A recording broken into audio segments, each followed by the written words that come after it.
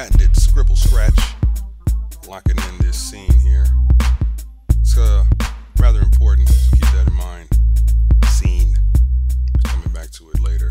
A little tweaking.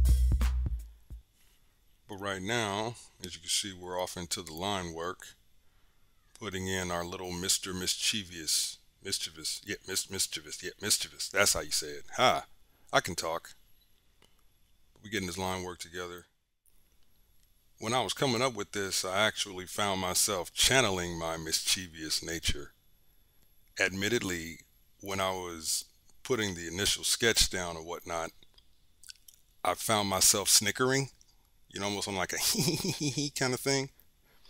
In my mind, going back to the whole thing, and when I say these images of the art, it takes on a life of their own. There are backstories or whatnot behind it. I'm just seeing this kid waking up thinking like, I guess this is a rite of passage or something. I don't know, whatever, old school thinking. Oh, he's archaic. But anyway, yeah, the kid's waking up and he's like, you know what? This is the day. I'm going to get the axe. I'm going to go out there. I'm going to find that tree. And I'm going to do it. I'm going to put it down. And, you can see from that expression, that's a pretty determined individual and apparently satisfied with what he's found. Now, on the other end is the response reaction to this, as I'm starting to put in more of our scene. I mean, it's safe to say, looking at it, again, let's just go back to the backstory. If this kid woke up, grabbed his axe, had the determination and the focus to come back with, well, firewood, then it's also safe to assume that the tree is just as focused and determined to not become firewood. I mean, imagine the tree, it's just out there being a tree. It's soaking up the carbon dioxide, it's producing oxygen, it's doing its photosynthesis thing, and suddenly it hears screech, screech, screech, and some maniacal whistling. And it looks over and it sees a little kid holding an axe. And I bet you in its mind, it's thinking, you gotta be kidding me. As you see here, we're getting to the flat stage.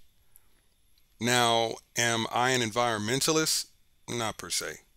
Do I love trees? Who doesn't?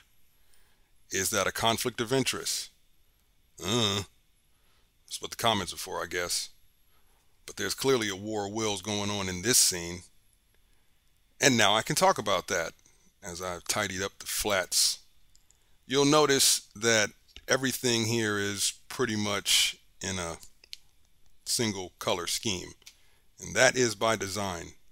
As the channel has been developing, I'm seeking to give the content more distinction. I guess you could say it's a roundabout way of diversifying it. But in this, I wanted to come up with scenes that essentially are just the imagery itself and a very simplistic color model.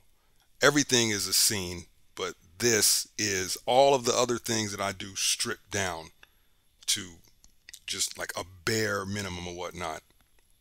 And somebody is probably out there thinking right now, well, you're just using one color, dude. And to that person, I would have to say, that's the point.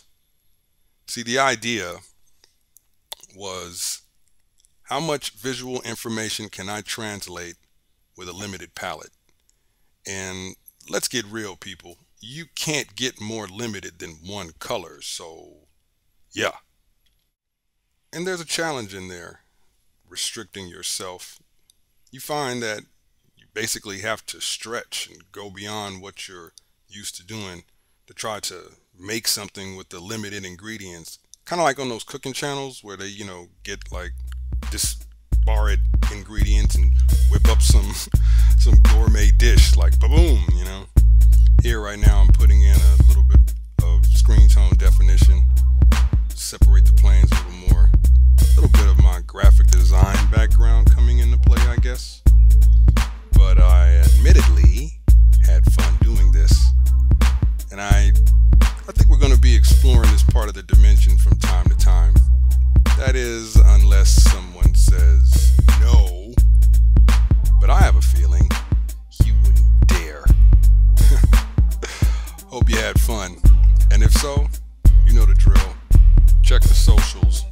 station and Instagram, and like the video, subscribe, tap the bell, tell a friend, thumbs it up, thumbs it down.